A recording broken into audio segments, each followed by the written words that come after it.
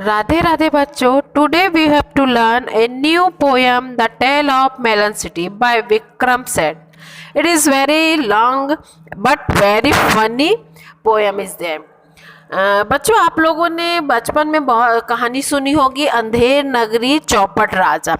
बस ये जो पोयम है इसमें भी एक ऐसे ही राजा की कहानी है जो बहुत ही बुद्धू था, लेकिन उसे न्याय बहुत पसंद था। उसे न्याय करने का बहुत जुनून था और न्याय करने के लिए वो किसी भी हद तक चला जाता है।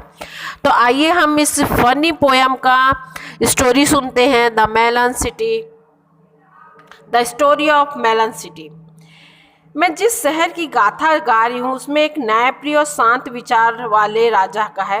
राजा ने घोषणा की थी कि एक प्रसिद्ध विजय द्वार बनाया जाए जो सफलता का प्रतीक के रूप में मार्ग में निर्मित हो, जो देखने वालों को भी आकर्षित करे। मजदूरों ने को जाकर उनका निर्माण करने को कहा और मजदूर जो है निर्माण कार्य में लग गए। एक ऐसा विजय द्वार जो कि बहुत सुंदर होना चाहिए, जिसको देखकर लोग बहुत अट्रैक्टिव हो, ऐसा राजा चाहता था। और इसके लिए राजा ने ये ऑर्डर पास किया कि आपको ऐसा विजय द्वार बनाना है। अब मजदूर जो है विजय द्वार बनाने में लग गए और कुछ दिनों में वो तैयार हुआ। तब उसे राजा देखने जाता है। दर्शकों को लुभाने के लिए आम रास्ते से होता हुआ राजा घोड़े पे सवार होकर आया।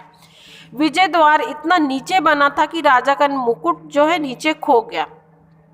उसके शांत चेहरे पर त्योरी चढ़ गई। राजा ने कहा, यह तो अपमानजनक बात है। इस द्वार का निर्माण करने वाले प्रमुख निर्माताओं को फांसी पर लटकाया जाए।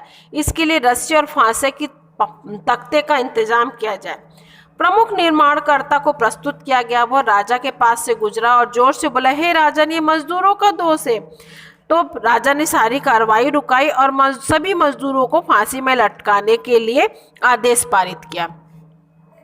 तब सारे मजदूर आपस में सलाह मशवरा किया और वो जानते थे कि उनका राजा बुद्धू है, उन्हें अपने बातों में फंसाया जा सकता है।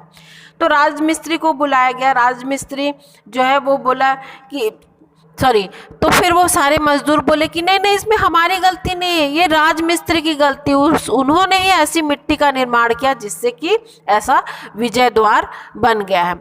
तब राजमिस्त्री को बुलाया गया और कहा गया कि तुम्हें फांसी की सजा दी जाएगी, तुमने गलत डिजाइन कर दिया ईंट को, जिसके कारण विजय द्वार जो है बहुत नीचा बन गया। तब वो राजमिस्त्री भी तुरंत दिमाग लगाया। वो तुरंत बोला कि नहीं नहीं, इसमें मेरी कोई गलती नहीं, ये वास्तुकार की गलती है, जिसने ऐसा वास्तु का डिज़ाइन मुझे बना कर दिया जिसके कारण मैंने ऐसे विजय द्वार के लिए ईंट तैयार किए। तब फिर वास्तु शास्त्री को बुलाया गया। अब वास्तु शास्त्री जो था वो भी बहुत चालाक और चंट था। वो जानता था कि राजा को अपनी बातों में फंसाया जा सकता है।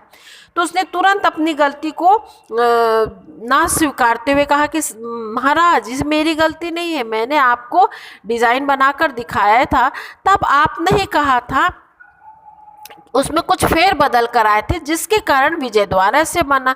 अब राजा बहुत परेशान, तो बोला कि ये बहुत पेचीदा मामला है, इसका न्याय मैं थोड़े समय की बात करूंगा। तो फिर उसने आदेश दिया कि इस राज्य के सबसे समझदार व्यक्ति को ढूंढ कर लाया जाए। तब एक उसके जो नौकर चाकर है वो एक बुजुर्ग व्यक्ति को ढूंढ कर लाए जो बहुत ही समझदार था। क्योंकि समझदार था तो बुजुर्ग भी हो था, और बुजुर्ग था इसलिए समझदार था, ऐसा ही सोच लीजिए, ऐसा ही मानिए। तब उसने देखा कि राजा तो न्यायप्रिय है और बुद्धू भी है, इसलिए अपनी बात पे अड़ा रहेगा। इसलिए उसने कहा कि एक्चुअली ये गलती विजय द्वार की है, तो विजय द्वार को ही फांसी की सजा देनी चाहिए। तो विजय द्वार को फांसी की सजा देने की तैयारी हुई। अब कोई गेट, विजय द्वार में एंट्रांस गेट है ना, तो गेट को कैसे सजा देंगे? तो जब उसे सजा के लिए फांसी के तख्ते के पास लाया गया, तब जो फांसी देने वाले वो बहुत हैरान कि कैसे इस काम को किया जाए। तो बोले कि महाराज, इतने शर्मिंदगी भरे काम को करने के लिए मैं तो तैयार नहीं हूँ।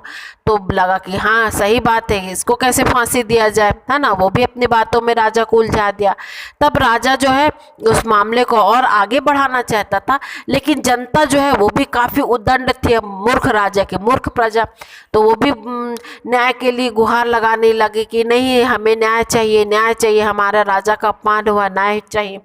तब राजा ने कहा कि ऐसा करते हैं, किसी भी एक आदमी को जिसको ये फांसी जिसके गले पे फिट हो उसे हम फिलहाल फांसी की सज़ा देते, बाद में सोचेंगे कि इसका मेन गुनहगार कौन था।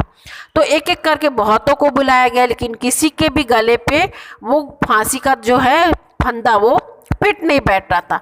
लास्ट में राजा उठा और अपने गले पे डाल के देखा तो वो फंदा जो है उसके गले पे फिट हो गया, तो वो स्वयं ही फांसी पर लटक गया। इस तरह से एक बुद्धू राजा का अंत हुआ।